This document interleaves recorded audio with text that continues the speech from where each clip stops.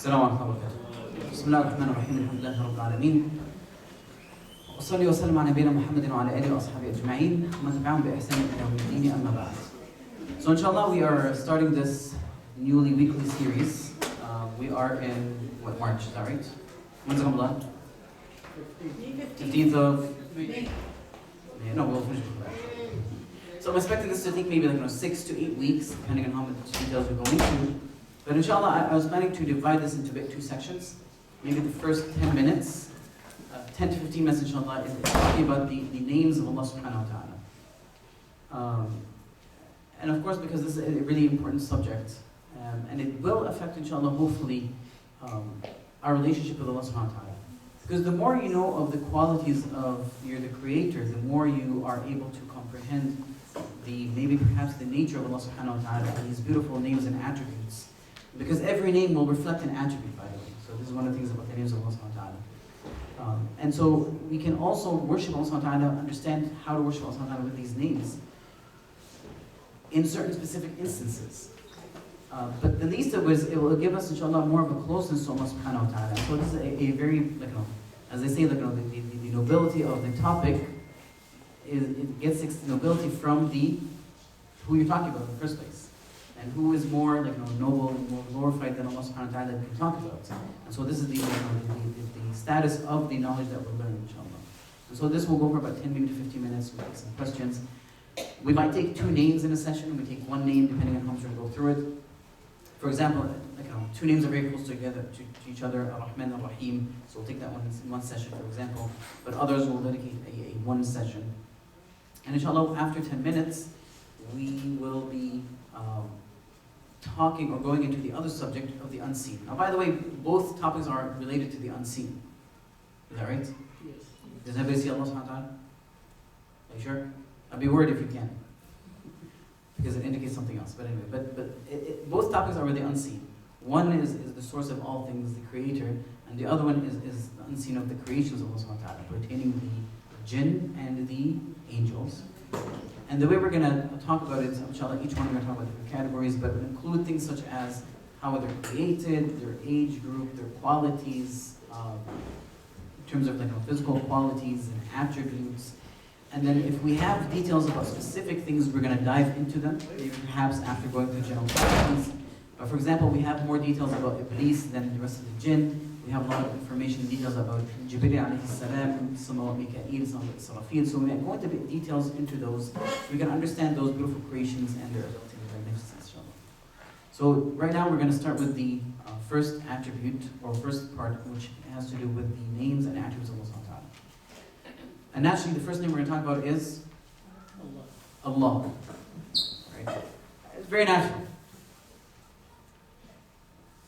Now, with the name of Allah subhanahu wa ta'ala, you know when they ask what is Mal Ism al-Azam, what is the greatest name? The Prophet ﷺ said in a hadith, when he heard a person make a dua, he said, verily you have asked Allah subhanahu wa ta'ala with his Ism al-Azam, with his great name, الذي إذ سئل به أعطى, is that by which if you would ask, you would be given, and if you made a dua, you would be responded to. Okay? I forgot to bring them from the office. Are these new ones? Yes. And so this is why the name of the name al-Azam, the most most glorified or the greatest names of Allah subhanahu wa ta'ala. It's important for us to know it because we all want our dua to be accepted. Is that right? Anybody doesn't want their dua to be accepted? Raise your hand. Boys at the back. Do you want your dua to be accepted or not? Okay. So one of the ways is to ask Allah subhanahu wa ta'ala with His name al-Azam, the greatest of names. And so it's important for us to it's enticing for us to get to know this. We want our dua to be accepted. We want when we ask Allah subhanahu wa ta'ala that He would give us what we need. And so there is a discussion between the scholars, what is the name al-Azam of Allah subhanahu wa ta'ala.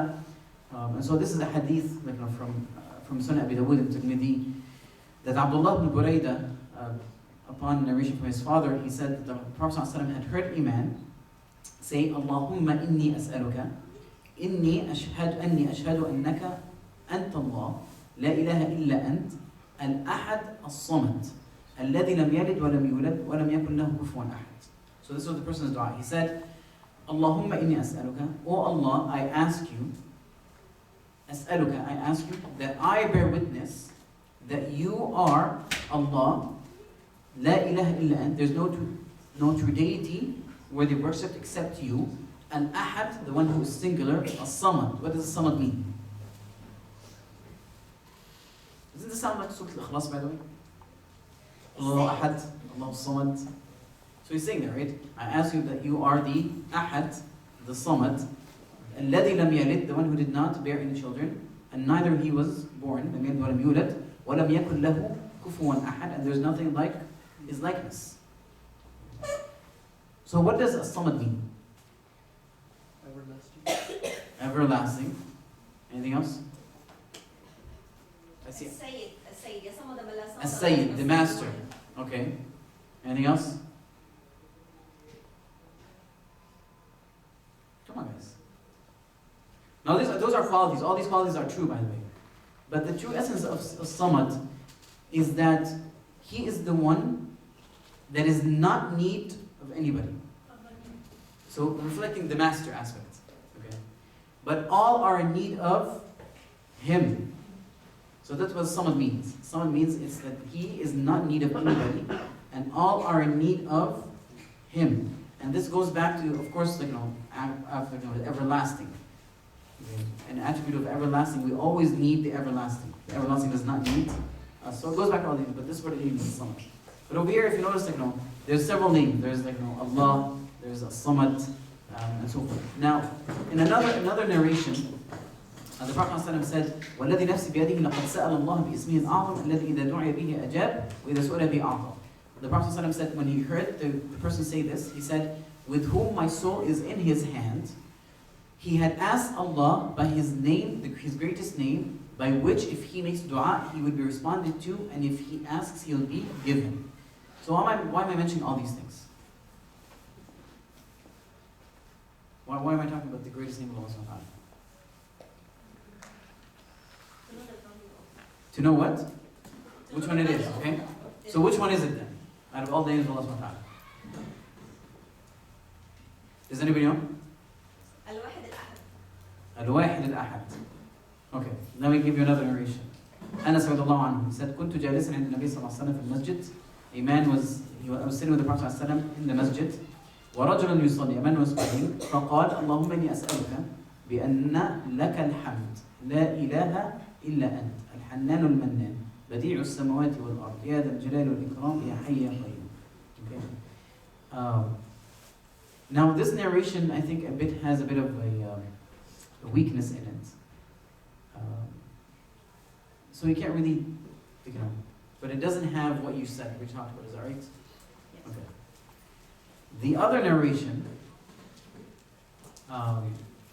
is that the person said, Umama said, Abi Umama said, أن الرسول صلى الله عليه وسلم قال اسم الله الأعظم في سورة من القرآن ثلاث في البقرة وآل عمران وطه.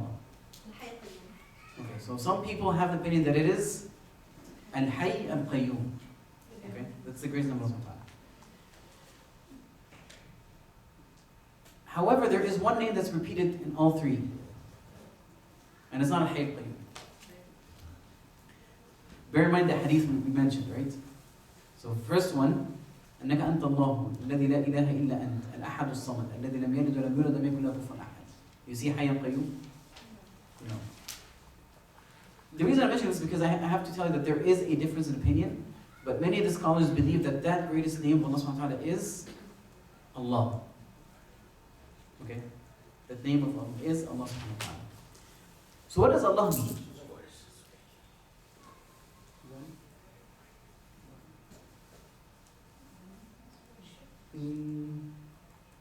There can only be one Allah, yes, but it doesn't mean one. What does Allah mean?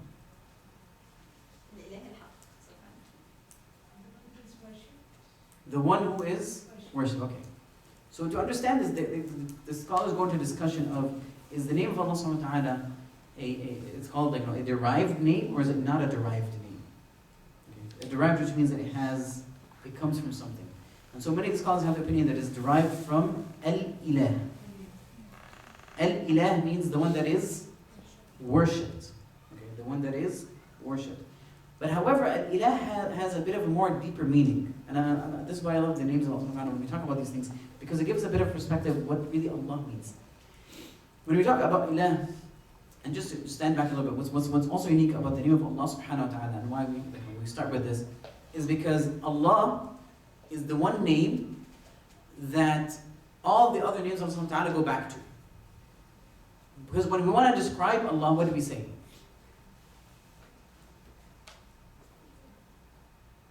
Come on, guys. When we say what are the names of Allah, then we mention all the other names. Is that right? So all the other names go back to this main one. That's the source. Okay? That's one thing unique about it. So they say, Ism Allah dal ala jami' al-asma' al-husna wa sifat al-ula. It indicates indicative of all the names, beautiful names and attributes in all its aspects. So where its completeness, its lordship, it is worthy of worship. This is why Allah subhanahu wa ta'ala is not attributed to the other names, but the other names are attributed to Allah. هو الله الذي لا إله إلا هو. هو الله الخالق والبارئ والمصور. هو Allah, and then it gives the name. So all the other names go back to, are attributed to that name. This is why it's a singular name. But what's interesting also is about this name is that it is the only name that when you add ya before it, you don't remove the alif and the lam. I'll give you an example. The name of Allah subhanahu wa ta'ala, Ar-Rahman or Ar-Rahim. You say Ya Rahman. Do you say Ya Ar-Rahman? No. You say Ya Rahman. Ya Rahim. Now try that with Allah. You can't. It is the only name that you cannot move the alif and the lam, which means when you say Allah, when you say something, when you say al-ta'rif, it means that you single this out. Which also means that there's nothing ever that is named Allah except Allah. Allah, that's it. And so it indicates the oneness aspect of it. But just on a side note, it's kind of interesting, the pagans, they sometimes derive the names for their idols, and they would derive it from many of the other names of Allah subhanahu wa ta'ala, but they would never derive it from Allah. So for example, Al-Uzza comes from Al-Aziz. Right? Is that clear? But they would never use the name of Allah. And this is why in the Quran, when you ask, when you ask them who created the heavens and the earth, they would say Allah, right? They use that name specifically. Now I'm going to throw in a kind of wrench in this. Okay? Allah subhanahu wa ta'ala says, Ud'u Allah aw ud'u Ar-Rahman. So some can say, hey, listen, Allah subhanahu wa ta'ala, this is the name of Allah subhanahu wa ta'ala. Why can we just if you're saying that this is the essence and the origin and this is the greatest of names, then why did Allah subhanahu wa ta'ala say Ar-Rahman here?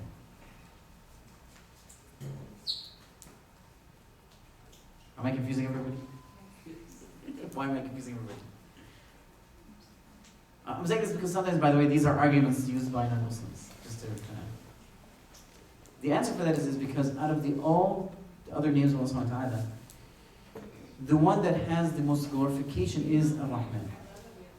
So Allah subhanahu wa ta'ala singled that out. So He said, Ud'u Allah aw ud'u Ar-Rahman. But Allah is the source of all these things.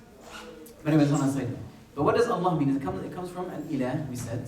Which comes from Al-Ilah. But the word Ilah, other than worship, it has a connotation of more of an emotional feeling. That's why He said, هو الإله الذي تأله القلوب. Here's that word again. تأله القلوب, which means that the hearts worship out of love. By the way, Ariha over here includes a component of love. Do you guys know that? Do you guys understand that? When we talk about Allah subhanahu wa ta'ala, when they say Allah, we worship Allah. Allah in its name encompasses that He is, yes, the one that is worshipped. But He's worshipped because what? The hearts are drawn to it. Their hearts are drawn to Him. Okay, the ones that the hearts are in awe of Him, in glorification, and in love. All this is encompassed in just the name Allah. And I mention this so that when we say it, we should have that conscious understanding and feeling of it. And it really does, subhanAllah, sometimes have an impact on our dua. Yes? Can you explain that concept of the love? I kind of missed that. Okay. What do you mean the concept? I'm just saying, I didn't explain the concept of love, but the name of Allah subhanahu wa ta'ala encompasses these things. It encompasses that He is the one who is worshipped. but also encompasses that he's worshipped because the hearts are drawn to him. They love Allah subhanahu wa ta'ala. That lahul qulub, that the hearts worship him, they love him, they glorify him, they are in awe of Allah subhanahu wa ta'ala. So it has all these meanings in the name Allah. Is that clear? So it really gives it a more of another dimension. And when we mention that name, what were you thinking of? So when you say Ya Allah, okay, all these meanings should kind of go and rush through you. The one that we love, okay, that our hearts are drawn, that we are in awe of the magnificence of Allah subhanahu wa ta'ala, that He is the one that is worshipped.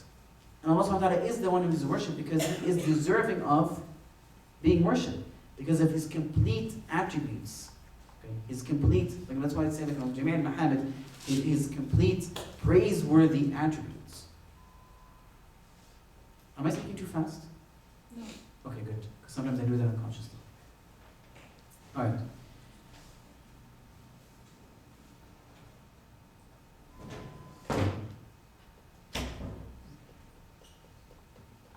Do you guys have any questions or? Okay, so I have yes. a question. Yes. Whenever we speak of Allah, we say He. We never say she, or we never say it. Mm-hmm. So why we are saying? Because you're thinking in English, that's why. No, I mean how will you do it? You're thinking of English, yes. Yeah, because that's the No, colloquial you're language. just thinking because you're thinking you're being dictated by the language itself. Okay, it has no indication of masculinity or femininity. For example, Shams, and then you have a Qamr. Shams in the Arabic language you say here, right? Untha, it's a female. But is the Shams a female or the Qamr it's masculine? Is it affected? Can we say that the Qamr is masculine, so it's better than the Shams? Right? That's why they say Madarra Shamsu Ta'nithaha. Right? It does not harm the Shams that it is in a feminine form, like a feminine name, and that the Qamar is not any greater because it's a masculine. So all this just thinking, it's more of a cultural thing that people say. It's more of a, it's kind of, I hate saying this, but a lot of times more of the extreme feminists, they always say, why do you refer to Allah subhanahu wa ta'ala as he? Why is it not a she? Or an it? It's because they're dictated by the language itself. It's controlling their minds. It has nothing to do with that. So how should we attribute? I mean, how should we think about Allah at all? As the creator. Maybe the. Why do you want to attach a gender to it? Can you attach a gender to it? No. Can you attach a gender to angels? We're going to talk about angels. Can you attach a gender to angels? No. No, you haven't. Have you seen the angels? No, Christianity does it, but. I don't care about Christianity. We're Muslims. Okay? Yeah, all right. We'll get to Christianity in a bit. But can you attach gender to angels? No. The disbelievers did, but we don't. Yes. Now, we're talking about the angels. What about Allah? Can you attach a gender to Allah? No. Why are we doing this then? No, I know, but my question is that how How do we should respond? address? Yeah, how should we address? Okay, first you ask in them. language. First you ask them, what do you mean address? If a person says that, ask that question? No, like if I say he, so shall I say he or should I? Of course you should say he, right? Because this is just generally how it is. It's not meant by anything else. Okay. You can't say she, Allah, can you? No, what I mean, I'm not offending. No, I understand. But in the English language, like no, huwa, because you translate it from huwa Allah. Allah subhanahu wa ta'ala talked about himself this way. He said, huwa Allah. Huwa in the Arabic language, if you want to translate it to English, it becomes a he. So you address Allah as he addressed himself. Okay? Alright. Do you have any questions? Any questions? Yes. So going back to the sister's question, right? Which is? When she says, or when you said, the Allah subhanahu wa ta'ala within the name, It encompasses all these meanings. no, forget about the meanings. Within his name, you get the connotation, not the connotation, but you get the love with it, right? Yes. Where it draws the hearts and all that. Is that from a linguistic perspective? Yes. Or linguistically? Yes. So I think if you can elaborate on that a little bit. And what do you mean elaborate? So you mean the word Allah, Yes, because it comes from al-ilah. right? Ya'lah aliha. Right.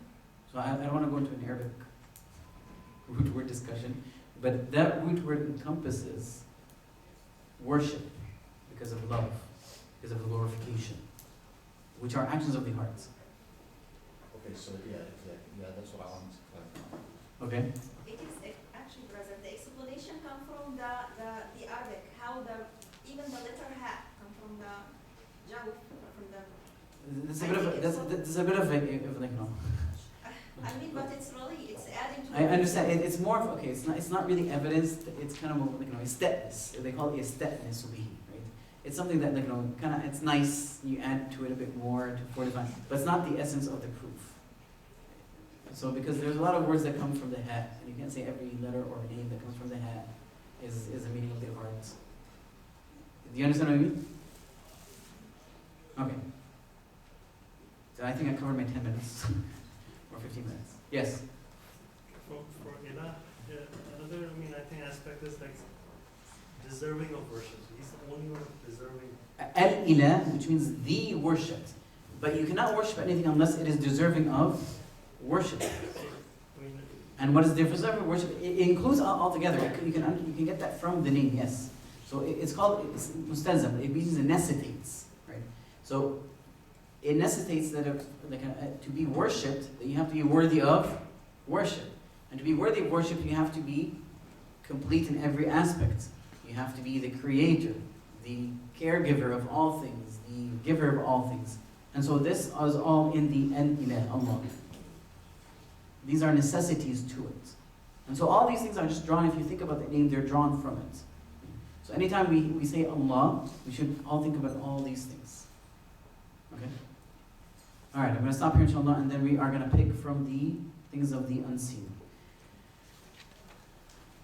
Okay, brother, I'm sorry. Now, Can we add also that it's the only name that we don't move our lips while saying it, and that's why it's the most easy to be pronounced, even in the case of the super illnesses, and that's why when the person is just about to die, it's so easy for him to say shahada, even if we didn't hear it loud from him.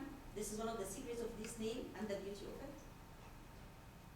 so that you don't move your lips, you mean? Yes, you can say Allah without anybody like telling you saying it. You can say Allat.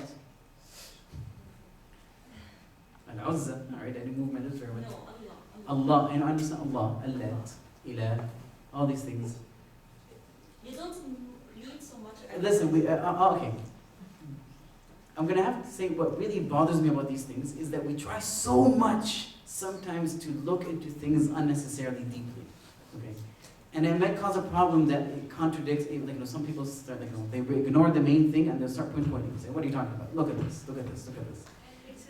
But for example, it is nice, it is one of they say that it's the easiest form of ikhlas, form of dhikr. They refer to it, it's true. When you say la ilaha illallah, la ilaha illallah, right? The best, the words, there's la ilaha illallah, alhamdulillah, Allahu Akbar. And they say la ilaha illallah is best of them because you bear witnesses, but also it indicates that this is the thing that you can do most in secret and in private and most in ikhlas. Yes, that is true. But it doesn't indicate why this is Allah, it's the name of the A'zam, and this is what we're talking about. Okay? Do you see what I'm trying to get at? Yes, it does, you're right. And it has those benefits and extras, but it's not the reason for it. But it's still in the list, and the beauty of the name. It has to be mentioned. It is very normal for us. No, it doesn't have to be mentioned. I mean, for really being the one has to be mentioned at the time of death, and being so easy. What if I say ahad? Ahad. Ahad. No, I'm just saying. We have learned that this statement, it will be. I understand, but there's a lot of statements that we can say, right, that indicate this. That's why I'm saying it's not a must. It's very natural for anybody who want to prove anything in any area is to bring as much evidence as they can. But they always start with the highest. and then they trickle all the one to the weakest, the end. Okay. But are these weakest to the end a necessity to prove your point? They're not. Okay. So all these things I'm saying that it's called they say midh, from the Sweetness. yeah, stuff, additional stuff, nice stuff. You put fluffy stuff. It's more prettier. All these things. But I only have 10 minutes. I can't go into all these things. No, I appreciate you sticking to the basics. Yes. This is his personal name, right? Sorry? Allah is his personal name. Allah is the name that all the other attributes go back to. Okay, so we're gonna inshallah start with the second part of the unseen. Right, so when we talk about the unseen, why would we call it the unseen? Because we don't see it, right? Can we see angels? Are you sure? If they manifest, If they manifest themselves, yes, we can see them. If they manifest themselves. But we don't necessarily have to see them in true forms. Sometimes they manifest themselves in the form of humans. And that happened to the Prophet ﷺ. So, but it's generally seen the unseen because we don't exactly see angels around us. This room is filled with angels, by the way. Naturally speaking, each one of us has how many angels? Are you sure? How many around us, we don't know. No, each one of us has ones that accompany them all the time. Most people say 2. I'll argue I can say 3, 3. maybe 4. Different opinion? Alright, we'll get to it inshallah, how many each person of us has an angel with them. But we are in reality, even if you just say 2, right, each one of us has 2 in this room, there's a lot of angels around, is that right? None of them can see it. Can you ever see it?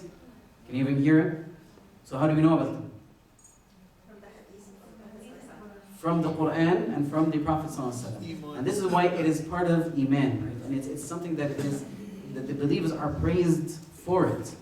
Because this is what Allah subhanahu wa ta'ala said in Surah Al-Baqarah, ذَلِكَ الْكِتَابُ لَا رَيْبَ فِيهِ هُدًى لِلْمُتَّقِينَ. The description is الَّذِينَ يُؤْمِنُونَ بِالْغَيْبِ. That's the first one. وَيُقِيمُونَ الصَّلَاةَ وَيُؤْتُونَ الزَّكَاةَ وَمِمَّا رَزَقْنَاهُمْ يُنْفِقُونَ. But the first description was that they believe in the unseen. As part of the unseen, yes, it includes Allah subhanahu wa ta'ala, but it also includes the angels and everything else in the unseen, whether it's like, in the later it's going to happen, whether it's the hell, the heaven, all these things are part of the unseen, the punishments of the graves. We believe in these things because Allah told us about it. Now, of course, naturally, part of having a belief, it does impact us because we act upon our belief, so it does impact us.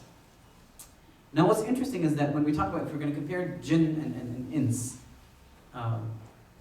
jinn and angels, malaika and jinn, if you notice, Allah subhanahu wa ta'ala, when he's talking about the attributes of belief, he would specify malaika, but he specified jinn.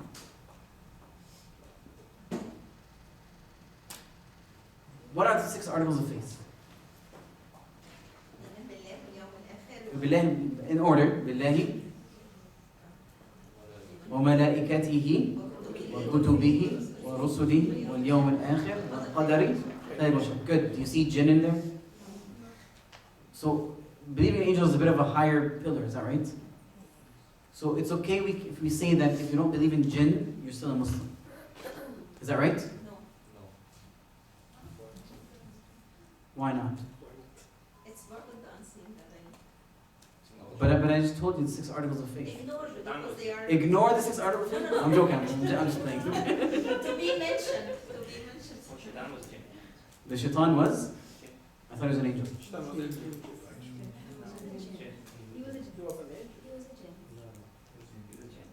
Now I'm confused. I see angel and see jinn. Okay, put this on the side. That's back to my question. So if you as a Muslim, you can claim that you are still a Muslim if you don't believe in jinn. But there is complete surah. Thank you. That my statement is invalid because there's a complete surah that's called jinn. Okay? And the jinn is so mentioned so many times in the Quran. The ones that were sent to the Prophet ﷺ, and then it was mentioned in the Quran. So how can we as Muslims not believe? We have to. But there is more emphasis on the angels. Why? Because they are responsible about doing lots of Because they're responsible for? writing. They're responsible for a lot of things. One of the most important things is delivery of wahy. Because if we don't believe in that great job, we will have, we're not going to believe in the revelation of wahy. So it's important that Allah subhanahu wa ta'ala points this out for us, for our sake, and strengthens our belief in it, and teaches about the qualities because of the importance of the jobs that they carry. To solidify our understanding, to prove, to increase our belief of that this Quran was delivered fully and completely. And so this is why we have descriptions of the angels and how powerful they are, how honest they are, how they fulfill every order of Allah subhanahu wa ta'ala. Because it does give us comfort that this religion has been delivered to the Prophet ﷺ completely as it should be. Because if we have hesitation in this, then it's a bit of an issue. Now, we're going to go inshallah about Christianity, their belief about angels, how sometimes this is a bit of an issue. Because it's kind of funny, like, did you know that Christians don't believe in jinn? They don't believe in jinn. But they believe that there are dark angels, fallen angels. Okay? And so they believe in demons. And so the angels, if you believe that the angels can be fallen, can be dark angels, and then you say the revelation is delivered by angels, that will cause a trust issue, don't you think? What if you have like a very devious angel who wants just to mess this whole thing up? And so when Allah asks him to deliver something, he's going to just kind of insert a few things here, switch a few words there, maybe only deliver half. Maybe. There's a bit of a mistrust that happens. And so they don't believe, there's jinns, but they believe that angels themselves can be dark angels, can be fallen angels. Right? And the greatest fallen angel is Iblis. Okay? The fallen angel is Iblis. And so Iblis is an angel, is that right? Is it Jinn. I'm laughing because I see an interesting frown from one of the brothers. I'm confusing you. I know I'm not confusing because we talked about this before, I think. Okay. Jinn have free will, and angels don't. He's made of fire, not like. Okay, so is Iblis a jinn or an angel? Jinn. For Islam, but he's a Christian. وإذ قال ربك الملائكة اسجدوا لآدم فسجدوا إلا إبليس. Allah subhanahu wa ta'ala told the angels prostrate, they all prostrate except Iblis. So Iblis is an angel. No, he said that He was made out of fire. Jinn was made out of fire. He Okay. was made out of light. Okay. But isn't fire light? Am I confusing everybody? I am playing, I'm purposely doing this by the way, I'm playing devil's advocate. Jinn is made out of fire and they have free will. They can be. I'm throwing at you all the misconceptions that the Christians throw at the Muslims, by the way. Yes, that's true. Yes, I know that's what I'm doing. And I promise I'll clarify all this before we leave. I have to, otherwise I'm going to be doing something bad. Okay? The reality is no, light is fire is not light. Okay? It's not. Okay? Light is a different source. Fire is a different source. But the other thing is, it clearly in the Quran says that Iblis was a jinn. كَانَ مِنَ الْجِنِّ فَفَسَقَ عَنْ أَمْرِ رَبِّهِ. Verily he is from the jinn. Right? فَفَسَقَ, which means he went out of the boundaries. فَفَسَقَ عَنْ أَمْرِ رَبِّهِ, he went out of the boundaries from the orders of Allah subhanahu wa ta'ala. But the question is, why then was... We're talking about this in the jinn, never mind, just put it aside. Okay? But no, there are two different things. So inshallah today we're going to talk about, so I'm going to divide the talk, we're not going to finish all this today, but just to give you a perspective of things we're going to talk about the angels. Now if there's a misconception that I didn't answer, please remind me. Okay? Because sometimes I just jump from one thought to the other, but remind me. So we're going to talk about things from the angels pertaining, their description, right? Sifat, malaika, their description and their abilities, their worship, their relationship with the humans, their relationships with the remainder of all creations, and then we're going to talk about the comparison, it's called mufadala, which means the preferences between the angels and the human. Okay, so it's 1, 2, 3, 4, about 5 or 6 things we can talk about. Maybe 2 a week or 1 a week, so it just give you a perspective of how long this is going to take, inshallah. The same thing with the jinn we're going to discuss, inshallah. Alright, so when we talk about the descriptions of the angels and their abilities, one thing we're going to talk about is their it's called sifat al-khalqiyya, right? Their what do you say khuluqiyya is manners, khalqiyya is their physical description, okay, their outward description. And so one of the first things they talk about is what they're created from. And we all know that they're created from nur, is that right? From light. Right? Because this was mentioned in the Quran. Is that right? So can somebody give me the verse?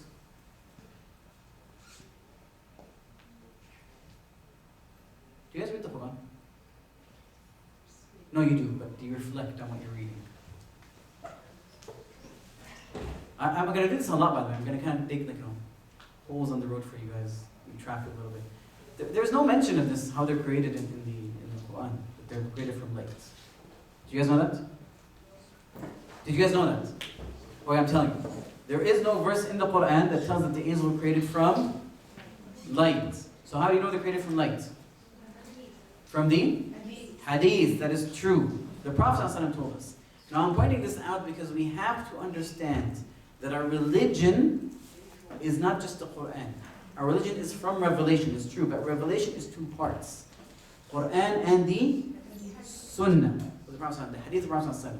This is why the Prophet Allah subhanahu wa ta'ala said in the Quran, وَمَا أَتَاكُمُ الرَّسُولَ فَخُذُوهُ. Whatever the Prophet brings you, take it.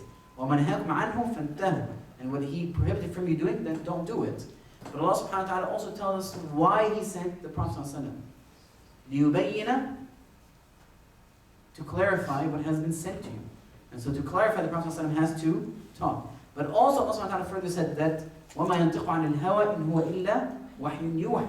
The Prophet ﷺ does not say things, وَمَا يَنْتِقُ, like he does not utter things, وَمَا يَنْتِقُ عَنِ الْهَوَىٰ, out of his whims and desires, but verily he is وَحْيٌ يُوحَىٰ. He's revealed to him what to say. This is why the Prophet ﷺ, even one time when he was like, something happened and he got angry. And Abdullah ibn Umar was writing what the Prophet ﷺ was saying. When the Prophet ﷺ got angry, Abdullah ibn Umar kind of stopped writing. Why did he do that? Personal feelings getting. Because he assumed that personal feelings of the Prophet ﷺ might affect what he's going to say and he's not going to mean it. But what did the Prophet ﷺ do?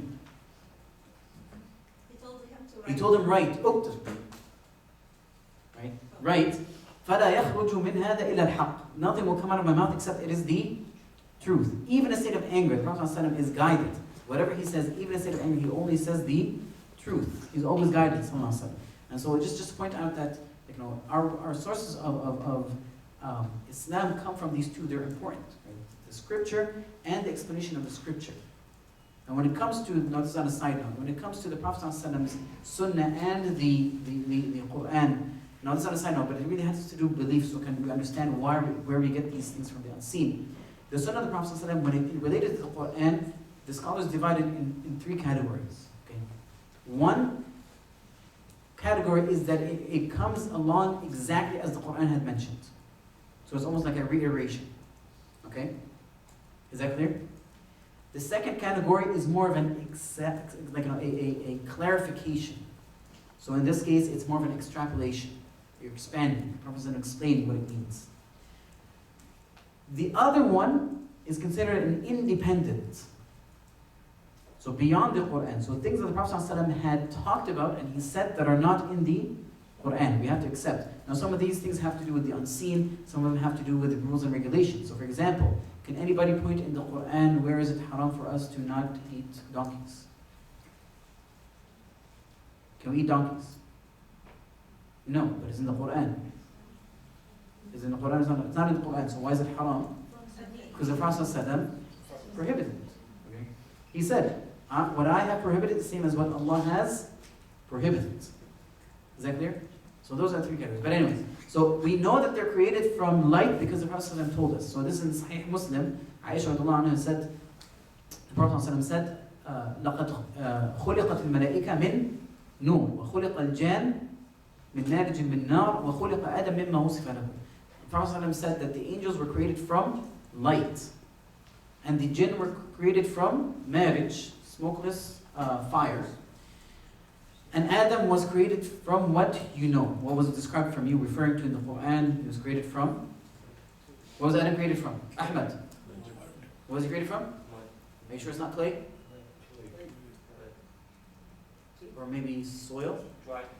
Or, okay, dry, fine. Zamrud. You're not Ahmad, but anyway. Alright. Now why are we talking, okay, so here's one thing. What you're created from really reflects some of your attributes. So when we think of light, we think of what?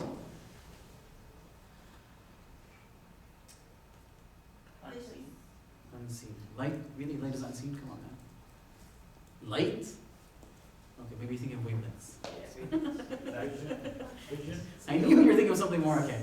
No. Light, we're talking about the light that you see. Sorry, would somebody say something? Vision. Vision. You'll be able to see, okay.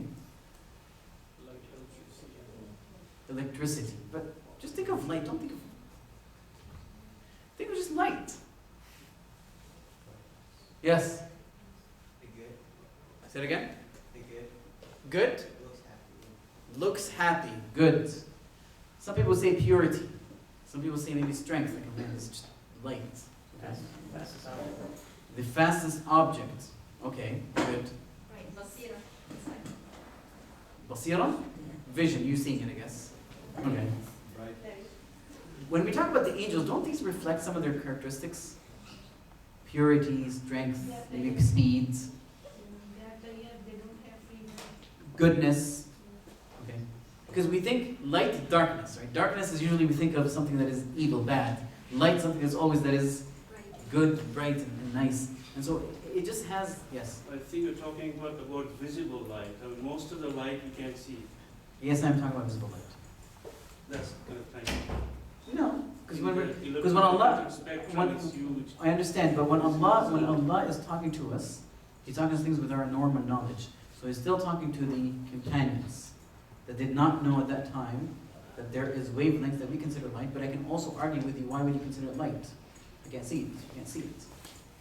The presence of wavelength, you can argue, does not necessarily indicate light. But we call it light because we can detect it by other means.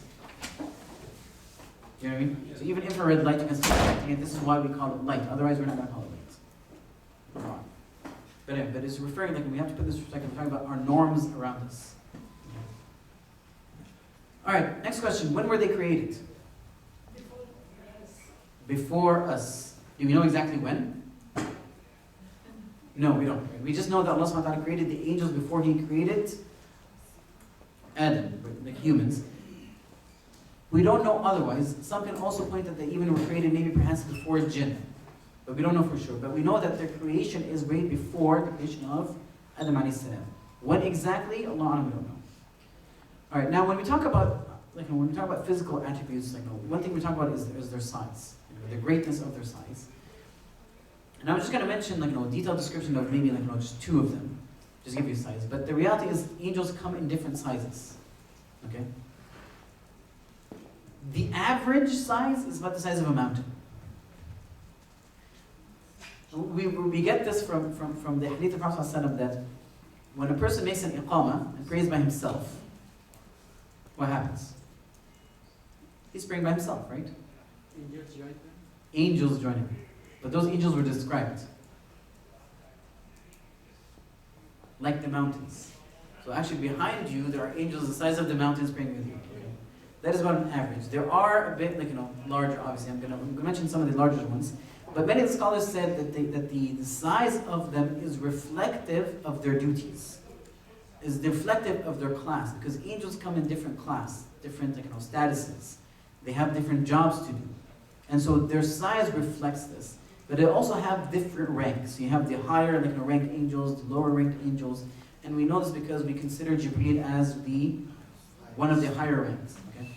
Now I'm just going to mention the description that was mentioned about just two of those kind of classes. Of course, Jibreel we're going to have to mention because there's a lot about him. But also I'm going to talk about one thing that was described about the carriers of the throne of Allah subhanahu wa ta'ala. So for Jibreel alayhi salam, Abdullah ibn Mas'ud, he said, so this is Sahih Muslim and also Imam Bukhari, he said, رَأَى رَسُولُ اللَّهِ صَلَّى اللَّهُ عَلَيْهِ وسلم جِبْرِيلَ فِي صُورَتِهِ.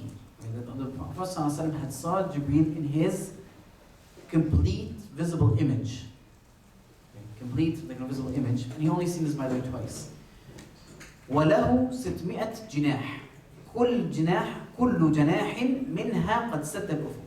So the Prophet ﷺ had seen Jibreel in his true complete form, and he had 600 wings. Each wing said al-ufuq, which means it had blocked the horizon. So each of those wings had blocked the complete horizon. Even Aisha radiallahu anha, so she said, من زعم أن محمد رأى ربه فقد أعظم. Whoever claimed that the Prophet ﷺ had seen his Lord, right? فقد أعظم, which means he had said falsehood. ولكن قد رأى جبريل في صورته, but he has seen Jibreel in his true image. وخلقه سد ما بين الأفق, and his creation or his physical form has blocked the entire ufuq. What does ufuq mean? Horizon, right? It's block the entire horizon. In another narration, so we're talking about over here horizontal, for another reason, Aisha radiallahu anha said, إِنَّمَا هُوَ جِبْرِيل, she's referring to the verse in the Quran. The Prophet ﷺ said, لم أره على صورته التي خلق عليها غير هاتين المرتين. I have not seen Jibreel in his true form except these two times. رأيته منهبطا من السماء. I saw him descending from the skies. سد عظم خلقه ما بين السماء والأرض. The largeness or the vastness of his body, his physical form, has blocked what is between the heavens and the earth. So we're talking about horizontally, but also vertically, completely just blocking the entire what is between the heavens and the earth and the complete horizon. Now this is Jibreel alayhi salam, and how many wings does he have? 600 wings. Each wing blocks the horizon. So you can just visualize how big Jibreel is. The other description is of the Hamalat al-Arsh, the carriers of the throne of Allah subhanahu wa ta'ala. And this hadith is narrated in several narrations. I'm going to mention all three because the last one combines all of them, because they're true inshallah. This one, the first one is mentioned by Abu Dawood. Jabir ibn Abdullah, he said, the Prophet ﷺ said, أُذِنَ لِي أَنْ أُحَدِّثَ عَنْ مَلَكٍ مِّن مَلَائِكَةِ اللَّهِ مِنْ حَمَلَةِ الْعَرْشِ. The Prophet ﷺ said, I was given permission to describe to you one of the angels who are carrying the throne of Allah subhanahu wa ta'ala. He said, إِنَّمَا بَيْنَ شَحْمَةِ أُذُنِهِ إِلَى عَاتِقِهِ مَسِيرَةَ 700 عام.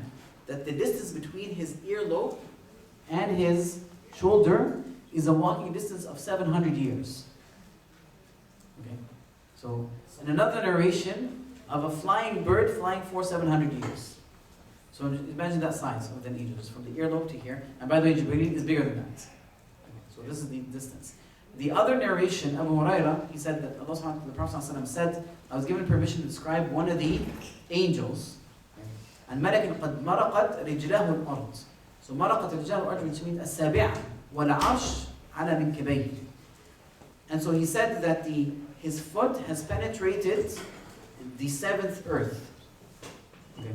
Has penetrated all the way to the seventh earth. Now there's seven earths, by the way. So it's penetrated the seventh earth. والعرش على منكبيه, and the throne is on his shoulder. وهو يقول سبحانك أين كنت سبحانك أين كنت وأين تكون. Subhanak, which means, oh, how far away are Allah from any defects. Who am I? Where am I? And where are you, O Allah? The other narration is Anas, he combines all these. He said, the Prophet said, I was given permission to describe one of the angels who are carriers of the throne. He said, رِجْلَهُ فِي الْأَرْضِ السُّفْلَى. His leg is in the deepest grounds of the earth. وَعَلَى قَبْلِهِ الْعَرْشِ. On his shoulder is the throne. وَمَا بَيْنَ شَحْمَةِ أُذُنَيْهِ وَعَاتِقَيْهِ. And between this is from his earlobe and his shoulder.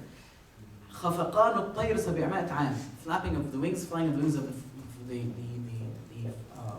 the bird for 700 years. Okay, so there's just one of them. But once again, they come in different sizes based on their jobs and roles. Alright, now obviously we talked about wings, which means that they have wings. How many wings do they have? Different numbers of wings. The least of it is? مثنى وثلاثة ورباع. I think that's another verse. I'm sorry, I was just thinking, because I knew somebody was going to say this. No? That's true, that's true. I was playing with it. So yes, مثنى وثلاثة ورباع.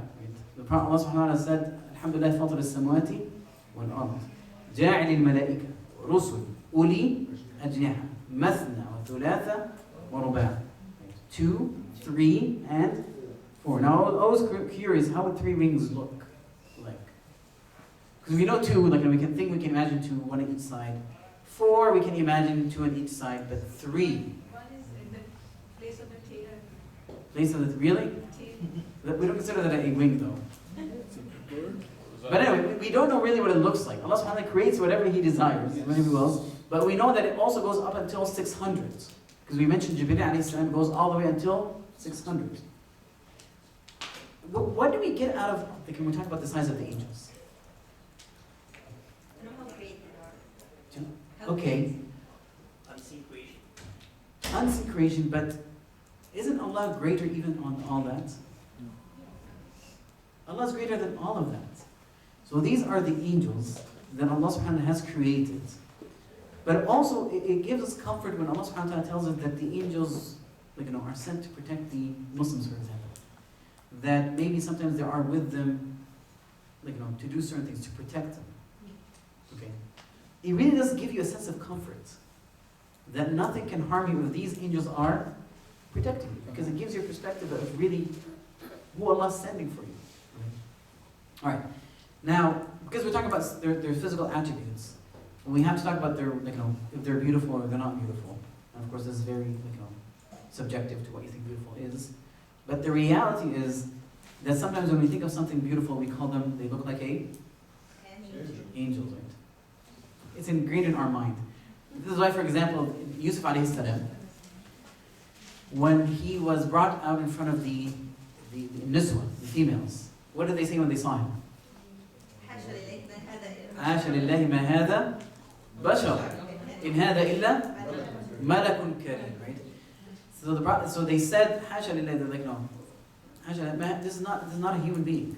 This can't be a human being. He must be a noble angel because of how subhanAllah beautiful Yusuf alayhi salam was. But from the Quran, when Allah subhanahu wa ta'ala said, when he was describing Jibreel, ذو مرة فاستوى. Ibn Abbas said ذو مرة, he said ذو منظر حسن, a beautiful, look to him. Manzar means how you look. That's mirror. Qatada said ذو خلق طويل حسن, a creation, a physical creation that is huge, طويل, which is tall, حسن, which means beautiful. Now there is a different opinion of ذو مرة, but Abdullah ibn Abbas and Qatada said this, but also ذو مرة can mean powerful, strong. But it doesn't negate, the description is true, right? They can be strong and at the same time they can be beautiful angels. Alright, now, when we talk about the different signs of creation, but also they have different statuses. Okay. And we know this because when the angels, when Jibreel said, and this is mentioned in the Quran, وَمَا مِنَّا إِلَّا لَهُ مَقَامٌ مَعْلُومٌ. There isn't any of the angels from us except that they have a known position, a known rank. Even Jibreel alayhi salam, by the way, even there was among the angels there was preferences between them. So, for example, this is Sahih al-Bukhari, Jabir, can't remember the narrator, but he said that Jibreel alayhi salam had come and asked the Prophet ﷺ, and he said, مَا تَعُدُّونَ أَهْلَ بَدْرَ فِيكُمْ? What do you consider the people of Badr, who attended Badr? So the Prophet ﷺ said, مِنْ أَفْضَلِ الْمُسْلِمِينَ. And we know that the best of generation of Muslims are the ones from the Sahaba who attended Badr. This is what I want to point at, is that Jibreel alayhi salam, he said, وَكَذَلِكَ مَنْ شَهِدَ بَدْرًا مِنَ الْمَلَائِكَةِ. Those who have also witnessed Badr from the angels. So even between them, they have different statuses between the angels. So they're not all in the same status, they're not in the all same ranks, but there are different things. Now when we also describe about the physical attributes of the angels, we never describe them as females or males. But there are people that describe them as females and males, right? That's just kind of funny, I just remembered, when we were talking about the strength and the size of the angels. Christians, how do they depict angels? No, how do they depict them when they draw them? When you go to churches and angels are drawn, you don't go to churches. But anyway, when you look at see movies or portraits, what do they look like? They're white. Yeah, yes, of course they're white. Okay, but what else? Are they females? So they're babies. Babies! They're depicted as babies. Right? Babies with two wings, is that right? It's more of like, a very, I don't know, it's kind of funny, but it's just, to me, it's like, they're depicted as very feeble, weak, creations, small, oh, they're cute, they're here to help you. How is this going to help you? How is the baby going to help you? But anyway, that's beyond the point. But anyway, it's amazing how they depict it, and how that contrasts from how we depict the angels. Okay? But anyway, so they're also not described as females or females. Yes, in some of the biblical forms, or some of the Christians do depict them as sometimes females, but others don't do that. Okay? But there are the Arabs at that time, of the Prophet ﷺ, what did they refer the angels as, to the angels as? Females. They call them the daughters of Allah. And Allah subhanahu wa ta'ala completely, they refuted them. When He said, subhanahu wa ta'ala, فَاسْتَفْتِهِمْ أَلِرَبِّكَ الْبَنَاتِ وَلَهُمُ الْبَنُونَ. Because they always attributed daughters to Allah subhanahu wa ta'ala, but they themselves, when they get daughters, how do they feel? Humiliated. Married them. Yeah, some of them buried them. But why did they bury them? Responsibility. Responsibility, shame. I don't want to say it's but more of a shame. They always preferred the male. But in reality, it shouldn't make a difference. It's all a blessing from Allah subhanahu wa ta'ala. But anyway, they depicted this, but Allah subhanahu wa ta'ala is pointing is why would you do this? That first of all, you attribute males to you and females to Allah subhanahu wa ta'ala. And then Allah subhanahu wa ta'ala said, أَمْ خَلَقْنَا الْمَلَائِكَةَ إِنَاثًا وَهُمْ شَاهِدُونَ. Did we create the angels as females while they are witnessing? Did they witness this creation? أَلَا إِنَّهُمْ مِنْ إِفْكِهِمْ لَيَقُولُونَ. From their lying they would say, وَلَدَ اللَّهُ وَإِنَّهُمْ لَكَاذِبُونَ. That Allah has bore a child and they are liars. أَصْطَفَى الْبَنَاتُ عَلَى الْبَنِينَ. Did He, which means choose the girls over the boys, referring to the angels. مَا لَكُمْ كَيْفَ تَحْكُمُونَ. How do you rule and decide? So it's just completely negating these things. After I mentioned the second thing about the angels' attributes, is that they do not eat or drink. How do we know this? First of all, how do you know this? And then second of all, why are we mentioning this? Okay, how do you know that they don't eat and drink? You don't give even verses. But theoretically speaking, maybe they could need to eat, maybe other food. Well, they're not white, so. I know, but they have physical form. Yes, they're made of light. Same as jinn is made of originally from fire, some are made from clay. Right? So it doesn't mean we're still clay. Are we still clay? We're not. This is our origin, our essence of creation. And so, theoretically speaking, one can postulate that they eat. Is that right? But we know that they don't eat. How do we do that? How do we know that?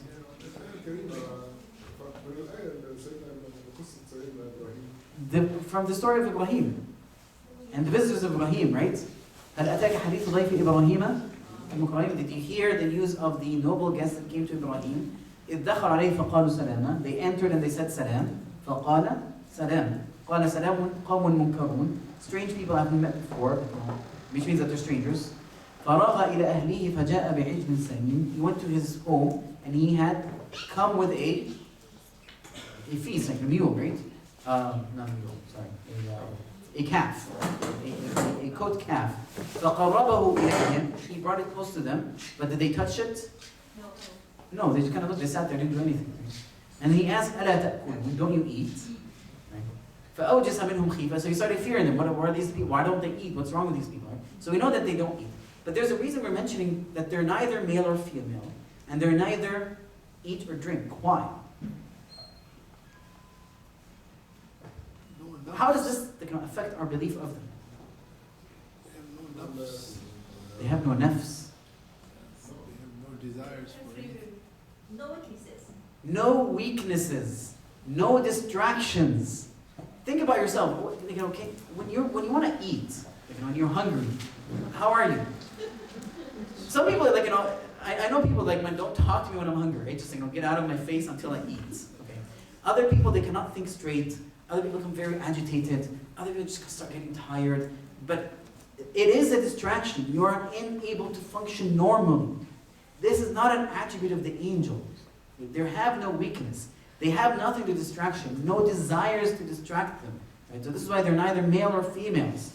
That having a male or a female, naturally there is an inclination towards each gender. There are things affiliated with having those properties.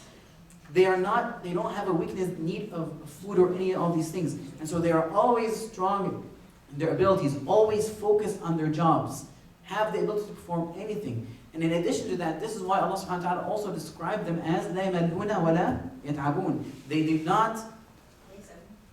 Say what? لَا يَسْأَمُونَ, which means what?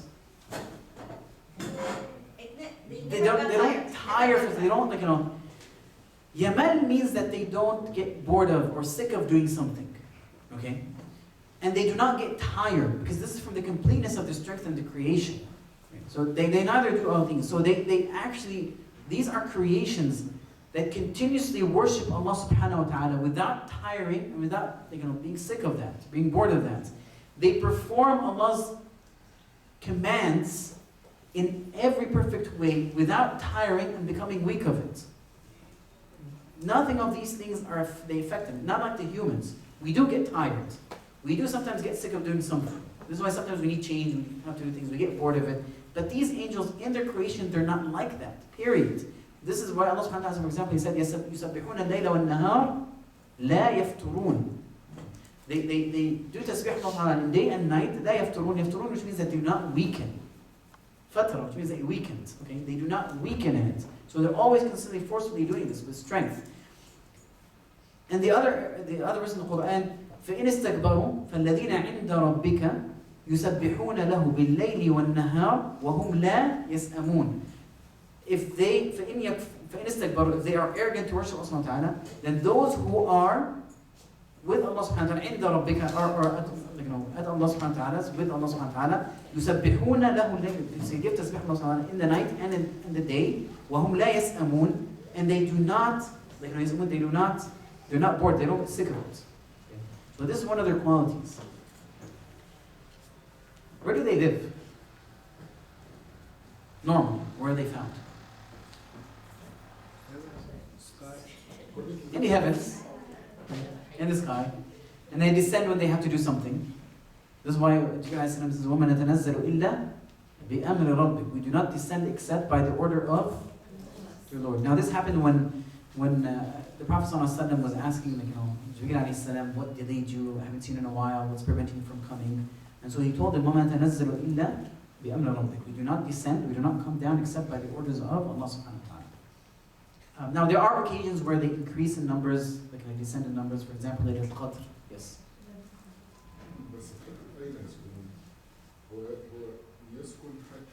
منازلهم. I don't mean second. I just had to translate it that way, right? I don't mean second as where they live. It's more of which area they inhabit. منازلهم. اوكي منزلهم في الارض والسماء لان الله سبحانه وتعالى حيث ينزل من الله في الارض ملائكه سياره. نعم ولكن they are sent. Yeah. يبعثون. Yeah, بس Their job is this. But after that, what do they do?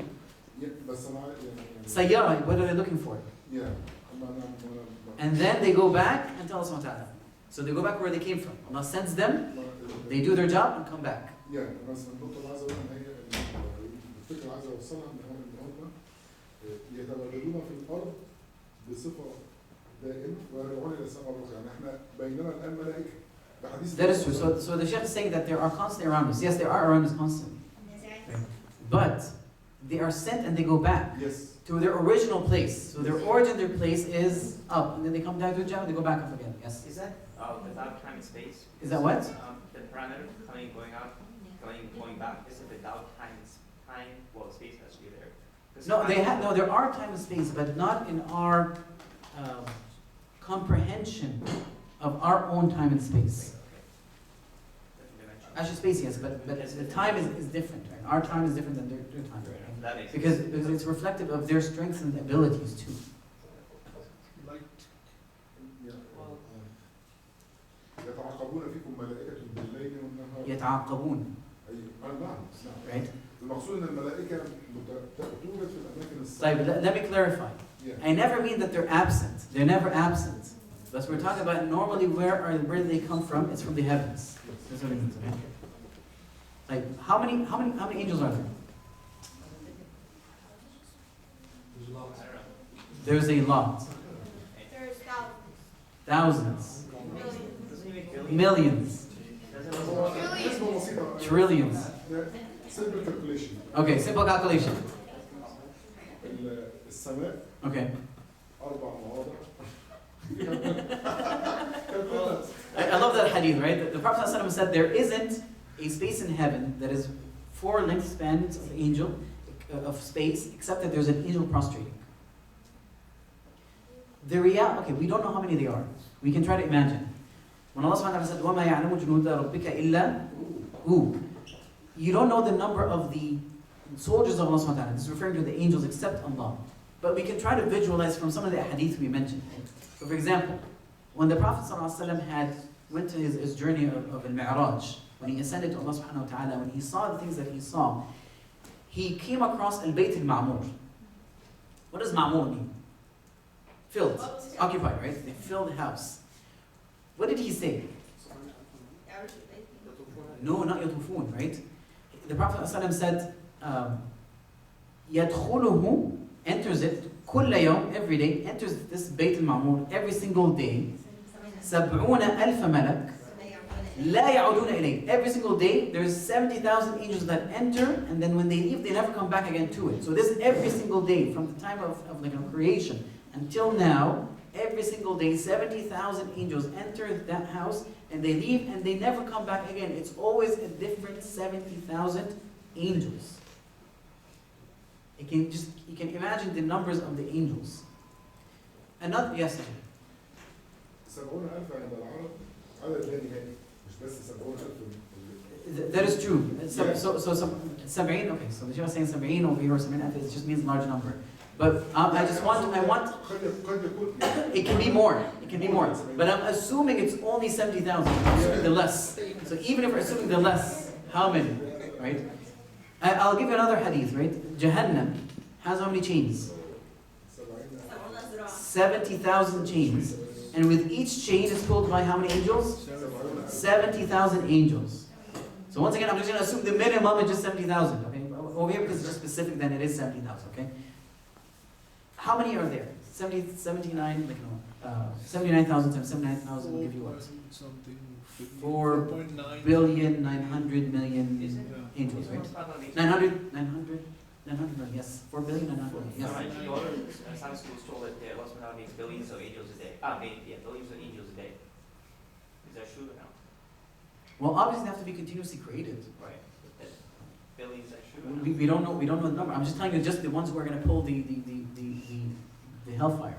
And I'm telling you there's 70,000 that cross the house every single day, and they never come back again, which means that it's a fresh batch every single day.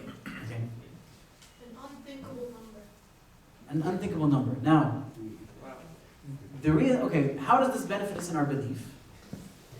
It tells you really, if we think of, a lot of times we're afraid of the shaitan, we're afraid of other things. But the reality is that the numbers of the malaika override and are vastly much more than the numbers of jinn. Okay. The thing is that Allah subhanahu wa ta'ala sends these angels to run the entire things that they're occupied with. We can understand why things are running in the harmonious way that they're running.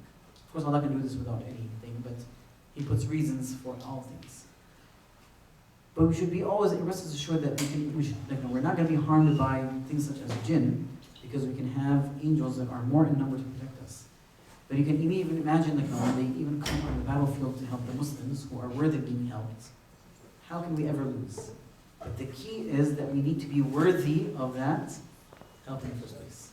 Okay. All right. Last thing we're going to mention is actually two things. Do they die? Yes.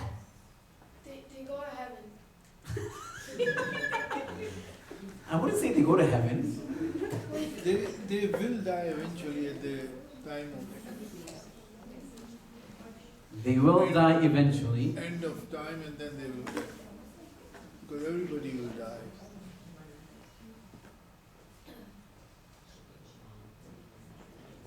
Okay, so somebody said no, they won't die. Somebody said they will die. Is that right?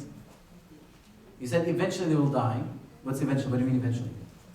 At the Qiyamah, so at the time of Day of Judgment. At the Day of Judgment, right? كل شيء هالك إلا وجهه, right? Everything will be destroyed except the face of Allah, which means except Allah. This is at the Day of Judgment when who's going to blow in the horn? Israfil. Okay, good. When Israfil is going to blow into the horn. And then everything dies, including the angels. Okay, including the angels will die. So yes, they do die when Allah decides, but do they die regular deaths every day? We do not know anything of that whatsoever. Okay? We just have no. All right, last thing we're going to talk about is some of the names that were mentioned pertaining the angels. Okay, so we all know some of the names. Is that right? Can somebody give me a name? Come on, name them. Mikael, Jibreel, Israfil. She said, I'm not going to say Azrael. Munkar. Who's Azrael? ممكن ونكير Munkar and Nakir. But who's Azrael? They refer to him as the angel of death, but we don't. That's not like the hadith is weak, and there's other more other scriptures. But he's called Malik al-Maut. The Prophet ﷺ called him Malik al-Maut, and Allah Subhanahu wa Taala called him Malik al-Maut. Right? So he said Malik. Who's Malik? Khazin al-Jannah, the gatekeeper of Jannah. No, it's not, right? He's the gatekeeper of? No. Good. Then who's the gatekeeper of Jannah? Radwan. Good. So we have Jibreel, Mikael, Israfil, Malik al-Maut, Malik, Radwan. Anybody else? Munkar and Nakir. Who's Munkar and Nakir? Brave. No, the Raqib wa Atid. ورقيب By the way, it's not their names, by the way. It's not their names. It's a description of them. Raqib wa Atid. Muntadhir wa yaraqib. But it's not their names. Some people say the same, but it's not their names. But Munkar and Nakir are, who are these guys? At the graveyard? No, in the grave. In the grave. These are the people that will question, these are two angels that will question you when you die, right? Who is your Lord? And who is your prophet? And what is your religion? Good. Anything else? Oh, one question. People who pass away before Prophet Muhammad, Okay. what they were before, like, yeah, what that word was. Weren't there other prophets, Ishaq? Yes, okay, fair enough. So it wasn't only one. Yes. لا ملك يسيب السحاب. Okay, I'm going to go back in a second. About their job descriptions. Just give me a second. Are there any other names?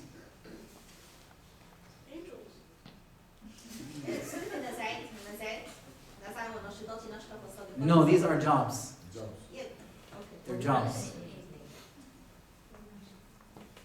Harut wa Marut. Right? Harut wa Marut. This is in Surah Al-Baqarah. وما كفر سليمان ولكن الشياطين كفروا يعلمون الناس السحر وما أنزل عليهم وما ملكين بابل هاروت وماروت. Okay. So the two angels Harut and Marut. I have to say that there is a difference of opinions about this, whether their names are Harut or Marut or not. But many of the scholars believe that there are two names. Okay. Now, just an interesting thing about the name. What does Jibreel mean? Or Jibreel. By the way, Jibreel has different names, right? It's called Jibreel, Jibreel. There's a couple other ones based on narrations.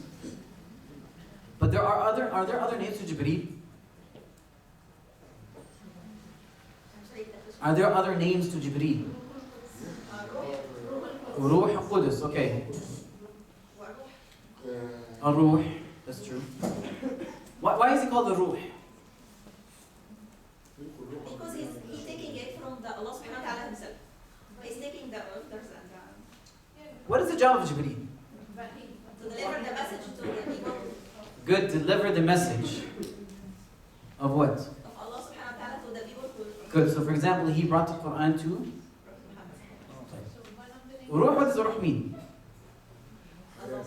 No, Ruh, what does that mean? Soul, life, okay? So, one of the reasons Jibreel is called Ruh because he brings to the people what brings them the life of their heart, the soul of their heart, which is referring to the Quran, okay? And I'm saying this because it really does affect us when we look at these things, we say subhanAllah, now we understand why he's called that, right? Ar-Ruh al-Qudus, which means what? The Holy Spirit, right? Complete, unaffected. Like, you know, when he described him as Du Mirwatin Fastawa, right? He's a beautiful but also strength, which means that, like, you know, Ar-Ruh al-Amin, which means what? The trust, right? Trusted, like, you know, soul, trust, like, you know, whatever the case is, spirit. Because he is trusted with delivering the message. Now, by the way, Jibreel had another job too, by the way. What? He destroys the nations that disobey Allah subhanahu wa ta'ala when they transgress upon the prophets. So he is also the one that is sent with that. For example, we know that Qawm Lut, he completely just kind of uplifted the entire town with the tip of one of his wings all the way up and down again. Okay. Shadid al-Quwwah, right? So these are the different names of actually, there's another interesting name. This was Warqa ibn Nawfal. He mentioned this name. When the Prophet ﷺ had went to him, he called him An-Namus. Okay. Now in Egyptian, Namus is something that is bad. But what does a Namus mean? Namus in Egypt, when say, like, people say like a Namus, they refer to mosquitoes, right? But over here in the Arabic language, a Namus means something else. What does Namus mean? نعم. الرسالة. Okay, it could mean a risala, but it's more specific. Notifier. Notifier. Be more specific. What does jasus mean? Spy. Okay, the spy carries secrets, news, right? But it's more of a negative, bad, something that's not good. And Namus is the carrier of good news, right?